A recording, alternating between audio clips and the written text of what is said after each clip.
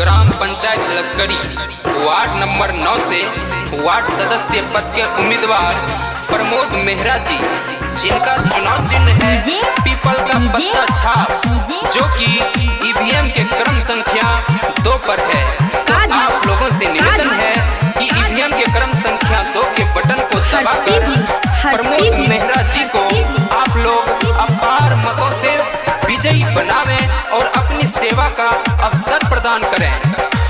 मंग छया शीश चाची छुई के चरनिया,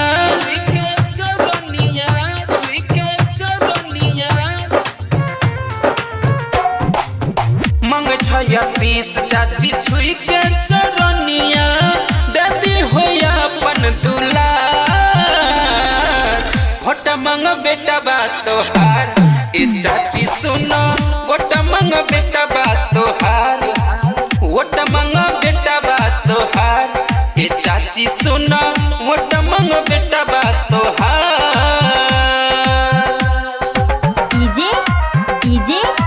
ना जात की बात करूंगा, ना धर्म की बात करूंगा, ना गर्व की बात करूंगा, ना शर्म की बात करूंगा। इंसान होने का वो महान फर्ज बस तुम अदा कर दो, इंसान होने का वो महान फर्ज बस तुम अदा कर दो। ला दे जो दुनिया में खुशी, मैं उस कर्म की बात करूंगा, मैं उस कर्म की बात करूंगा। दूसरा से नहीं भौजी करी हो करार हो, पीपल के पत्ता मांगे 9 नंबर वार्ड हो,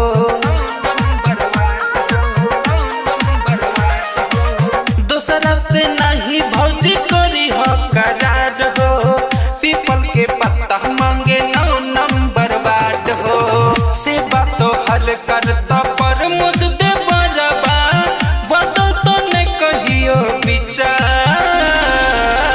वोट मांग बेटा बात तोहार, ए चाची हो वोट मांग बेटा बात तोहार, वोट मांग बेटा बात तोहार, ए चाची हो वोट मांग बेटा बात तोहार। नेता नहीं समाज सेवक चुनो, नेता नहीं समाज सेवक चुनो, जो आपकी सुने आप उनकी सुनो, जो आपकी सुने आप उनकी सुनो। तो आपको सुनने वाला एक चेहरा प्रमोद मेहरा, जिनका चुनाव चिन्ह है पीपल का पत्ता छाप, जो कि ईवीएम के 2 नंबर बटन पे है। तो आप लोग इस बटन को जरूर दबाएं। प्रमोद मेहरा ये लो तोहरा दुआर हो, अर्जी करे छ अर्जी केला स्वीकार हो, प्रमोद मेहरा ये लो तोहरा दुआर हो, वोट मांगे छ अपन कुर्ता पसार हो। सौरभ सम्राट महुआ लाल यादव सब कर तो हसे गोहार, वोट मांग बलका तोहार, ए चाची सुना वोट मांग बलका तोहार, वोट मांग बलका तोहार, ए चाची सुना वोट मांग बलका